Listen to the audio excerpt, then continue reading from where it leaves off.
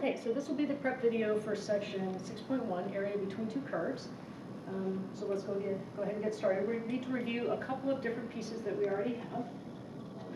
The first thing we need to remember is that when f of x is below the x-axis, it's entirely negative. So an example would be in here, right? That means that the integral is going to be negative because we're going to be adding up all these rectangles, but the rectangles, the height is going to be equal to f of x. And since f of x is negative, then essentially the height is going down. So the integral of f of x dx will be negative. The reverse is true. So if f of x is entirely above the axis, the x-axis, then we're adding up all those positive f of x values, so the integral will be positive. Sometimes we call that signed area, S-I-G-N, signed area, but I'm just going to refer to it as the integral being positive or negative. And then we also have this one that we learned last time, that if we integrate from a to b, so we have a fixed starting point and a fixed ending point, that's just equal to, forgot my dx, that's just equal to the antiderivative evaluated at those 2 points. Specifically evaluated at the top point minus the value when the lower point is substituted in. Okay, so we have f of x negative, f of x positive, integral positive, and then integrating between two values, we just look at the antiderivative evaluated those points. Okay, so let's look at the area between, we're going to have two parts here. Let's look at the area between some function f of x and the x-axis. Okay, based on this, we know that we may have a positive answer or a negative answer for the integral. Importantly, area is always positive. So that means we're going to have a little bit of adjustment to make if f of x is below the x-axis. And it also means we need to know when it is above and below the x-axis. So that means that we need to find x-intercepts. That will be our first order of business. And in addition to that, we need to graph the function. Now the graph can be really just a sketch. Really, it's not even as much as the graphing we did before, where we were looking at first derivatives and second derivatives and concavity and max min. You don't need to go that far. This is just a very rough sketch. This is where if you know what your shapes look like, it'll be much easier for you. So let's look at an example. So let's look at the area between f of x equals x cubed and the x-axis. I'm going to run out of space. So, make a little more space here. Okay, so we want to find the area between f of x equals x cubed and the x-axis from 0 to 2. So the first thing we want to do is do a sketch, and on the sketch we need to have x-intercept. So here the x-intercept, remember, is where you set y equal to 0. So we have an x-intercept of 0, 0. Okay, so let's draw a little sketch. We also know roughly what this looks like because it's a cubic. Okay, it goes through here. So where are we interested? We're interested in from 0 to 2. So let's just draw a dotted line through there. And if you like, you can actually even kind of shade in the area. That will help focus on whether it's positive or negative. And later, we're going to find that sometimes our interval of interest spans some negative and some positive interval. And so it will be helpful to shade those. Okay, so what do we know? We know that the area under the curve, the area here, is going to be equal to the integral from 0 to 2. And because this is above the x-axis, it's positive, so there's nothing to do. We just say that the area is equal to the interval from 0 to 2. And we're going to start adding up all of those rectangles, the height of which is f of x, and the width is your little dx. So remember, this is like a height and a width, adding up all the little rectangles.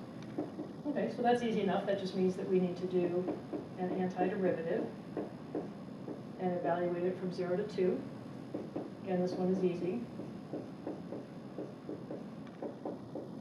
So we get an area of 4. Let's see, does that seem about right? Well, if I put in 2 here, I would get 8. I could sort of approximate that as a triangle.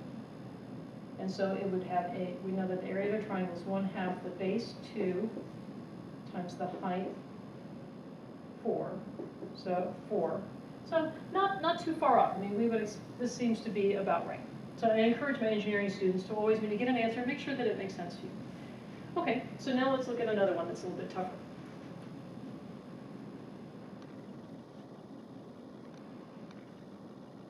F of x equals x cubed minus 1 from negative 3, let's do it this way,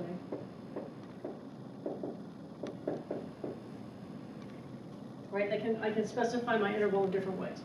Okay, so again, we need to do a rough sketch. We need x-intercepts. So x cubed is equal to 1. So x equals 1, just 1. So, and we also know from looking at this that this is a cubic shifted down by 1. So we know instead of going through the origin, it's going to go through here at 1, negative 1. And we know that the x-intercept is there. So there's our curve. Okay. So now we're interested in from negative 3 to negative 1. So that's over here. So here's negative 1, negative 3. So here's the area we're interested in. You notice my sketch didn't get very nice down at the bottom. That's okay. Okay, so there's my area that I'm interested in. I know that area is always positive. I know that this integral is going to be negative because it's below the x-axis. So that means that I can think of it this way. My area will be the negative of the integral. The integral itself will be negative. To make that value positive, all I need to do is negate it. So I have this negative. Negative 3 to negative 1, x cubed minus 1, dx. Okay, so this is a fairly simple integral to do, so let's do that. So minus, anytime you have negative signs floating around, please keep your parentheses. So 1/4 x to the 4th minus x from negative 3 to negative 1. Now I picked this one on purpose just to show you that sometimes it's easiest to combine fractions, all the fractions of the same denominator before you start combining with other things. So minus 1/4, negative 1 to the 4th will be positive 1, so that's 1/4, minus a negative 1. And really, I've got this minus sign all the way up front. In fact, if you wanted to hang on to that and just negate whatever answer you got at the end, that would be okay if you didn't want to keep track of all these negative signs. Because remember, here we have this evaluated at negative 1 minus whatever it is evaluated at negative 3. Negative 3 to the 4th will be positive 81. Minus negative 3. Okay, I'm just going to leave that minus sign out front just to verify that in fact our integral will be negative. So now I have 1/4 minus 81/4. So that's negative 80/4. That's a much easier number to deal with than to try and combine this and then combine that and then combine. 1 minus 3. So that would be negative 20 minus 2, negative 22. That's the value of the integral itself. It's negative, I expect that. So then my final area will be 22. It seems like a big number. Does that seem right? Well, look at this over here. This value is going to be very large, right? Negative 3 cubed is negative 27 minus 28. So way down here, this isn't really drawn to scale. Way down here, negative 28. So I do expect a big number. That makes some sense. Okay. So that's one kind of area between curves. It's the area between a function and the x-axis. We just pay attention to where it's above the axis, below the axis. For that, we need x-intercepts. Now let's look at the area between two curves, two functions.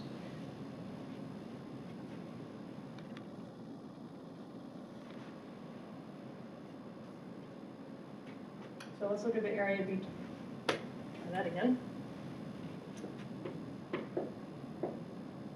Between f of x and g of x. So first let's sort of derive it, see where it comes from, and then we'll have kind of what we need to do to solve these problems. So let's just say that f of x is, I don't know, like that, and g of x is maybe like that. So here's f, this one is f, and this one is g. So here, f is on top and g is on the bottom. So if I were interested in the area between those curves in this interval, I'm interested in this. Well, I know how to get the area under the whole f. That's everything. And I also know that, so I could look at this way. I could do this part. That's too much. But I know I can subtract, if I do the integral for g, I can subtract off this piece that I don't want.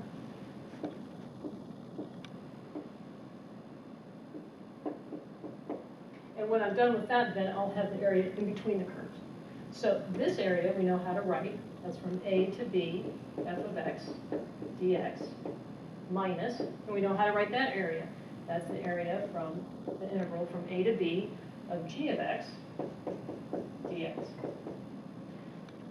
We can combine those because the integrals are over the same interval, and so if we combine them, we'll get the integral from a to b of f of x minus g of x dx. Importantly, this is the upper curve, right? It has more, the integral is larger, and this is the lower curve. So you don't have to think in f and g. In fact, I would not. Instead, what I would think of is this. I want to do the integral over the interval of interest, and I'm going to take the upper curve and subtract from that the lower curve. And if you think about it, that makes some sense in terms if we want to go back to thinking about this as adding up a whole bunch of very skinny rectangles. What is the height of this rectangle right here? It's just the difference between the two curves. What's the height of this rectangle all the way over at the edge? The difference between the two curves. So this still represents the height times the width, and then we're adding up all of those skinny rectangles. Okay, so let's do a problem. Or two.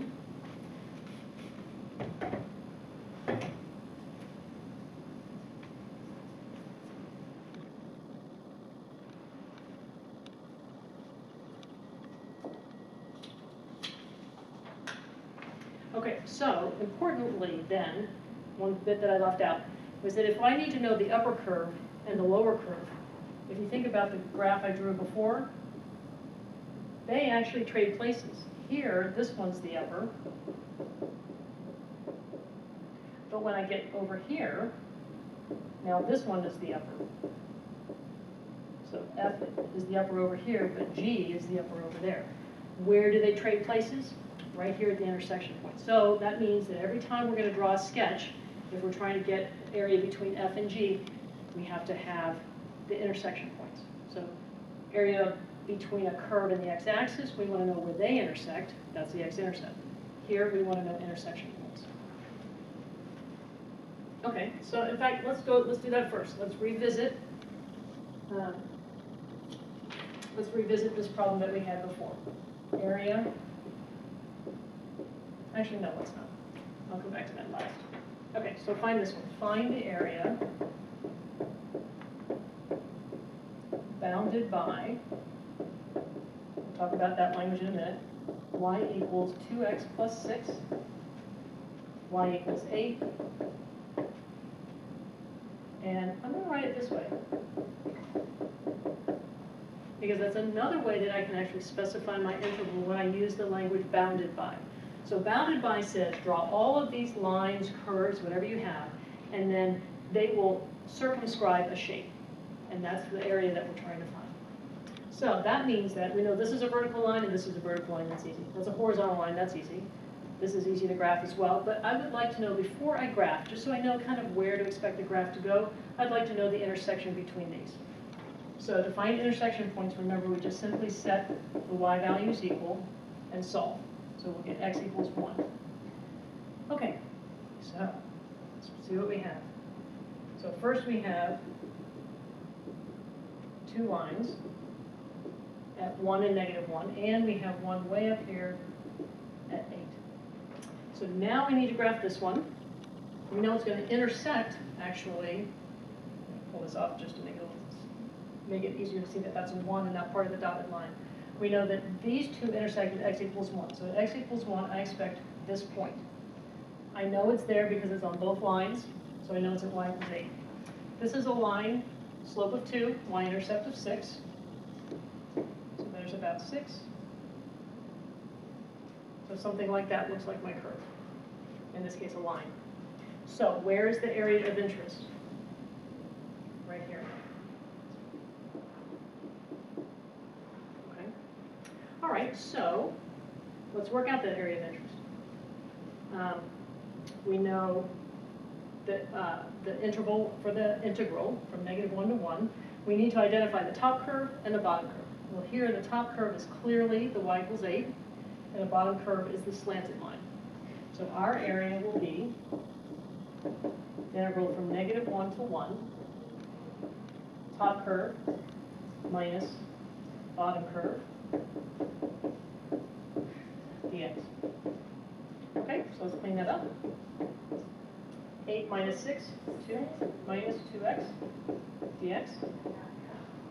Easy integral, so antiderivative of 2 would be 2x. Antiderivative of 2x would be x squared. -1 to 1. All right, so 2 times 1 is 2, minus 1 squared, minus, keep your parentheses. -1 would be -2. -1 quantity squared is 1, so minus again. So we'll get 1 minus -3, 4. Okay, this is one we could actually check, right? Anytime you have an opportunity to check your answers, do that. So this is a triangle. So again, we know that the area of a triangle, 1/2 the base times the height. Base is how far this way, so from -1 to 1, base of 2. Height, this is an inverted triangle, but that's okay.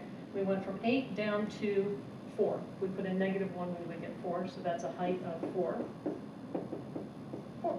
So we had the right answer. So that's cool.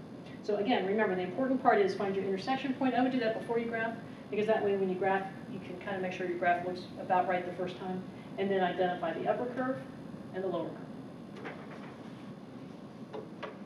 Okay, let's do one more, and then we'll revisit one of the previous problems.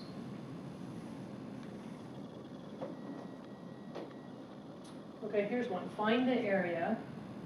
So find the area bounded by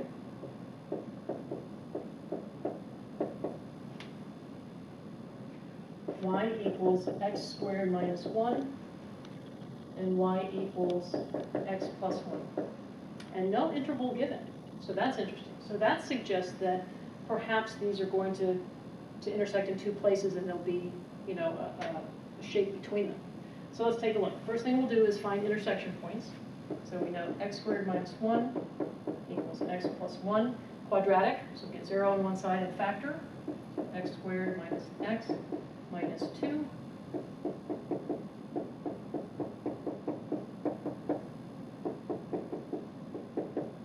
X equals 2 and minus 1.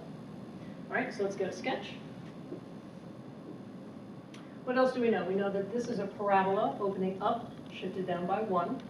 Let's go ahead and get x-intercepts them. So there's just a few more points to graph. So here x-intercepts would be plus and minus 1. This is a line, shifted up by 1. So let's see. So we know we go through here. That would be for the parabola. See, I missed a little. That's all right. Just move your point. And then we have this one. So it goes through here. And it's a slope. Well, it should have gone through that point, because I know it goes through -1 and 2. Those are my two intersection points. I'm going to take that off. Okay, so we have 1, 2. So look at that. It does have an area, right? The area is entirely enclosed here. So all we need to do then is to identify these points here. Those are the intersection points. That's going to be my interval for the integral. And then I need my upper and lower curve. So the area here goes from -1 to 2. Upper curve. In this case, it's the line. The line is the upper curve. minus the lower curve, the other one. And now we just work through the integral. So -1 to 2.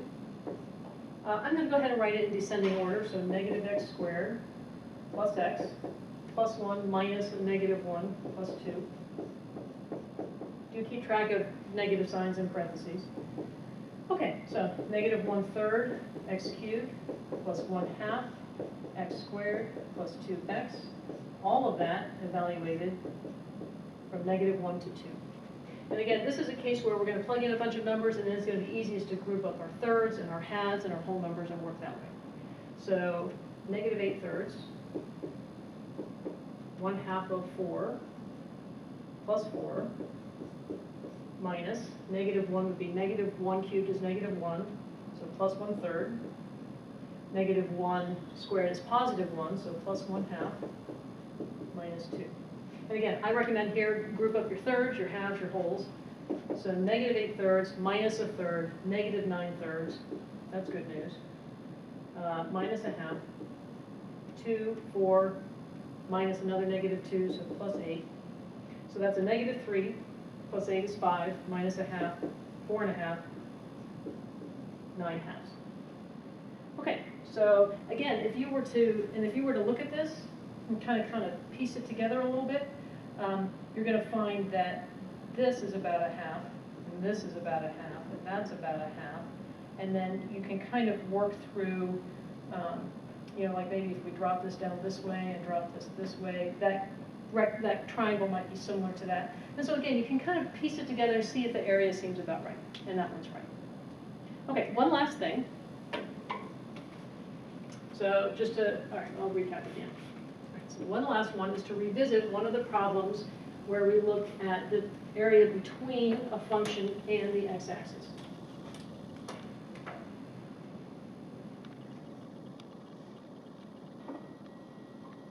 So let's revisit this one, the one where we said find the area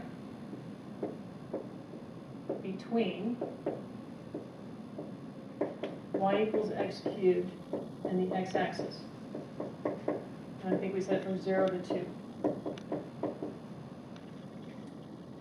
I could treat this as an area between two curves. Here's the first curve, and here's the second curve. What is the equation for the x-axis? Y has not gone up or down, y is always 0. So I can treat this as an area between two curves, and if you prefer to think of it that way, then you don't have to worry where it's positive, where it's negative. You just simply do the area, you pick the upper and the lower and go that way. So this one's not going to exactly show what I want. Let me do the other one. So this is the other example. Okay, so remember we have this curve going through here, and here's our other curve. So we have one curve here, this is x cubed minus 1, and here's our y equals 0, and we wanted to go from -3 to -1. So for here, I have my limits, -3 to -1. Which is the upper curve? This one, y equals 0. Which is the lower curve? This one. So if I set up the area,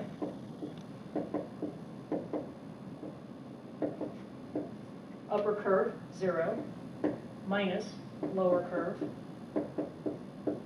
dx. Well, look at that. There's that minus sign.